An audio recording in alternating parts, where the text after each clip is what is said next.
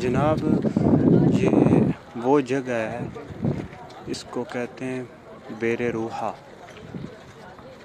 اور یہ وہ مبارک کنواں ہے کہ جس کنویں سے 70 انبیاء علیہ السلام نے پانی پیا ہے، مدینہ شریف سے کچھ فاصلے پر ہے، اور اس میں ہمارے نبی پاک علیہ السلام نے بھی اس مبارک کنویں کا پانی پیا ہے۔ یہ کنواں ہے وہ کہ آپ زیارت فرمائیں۔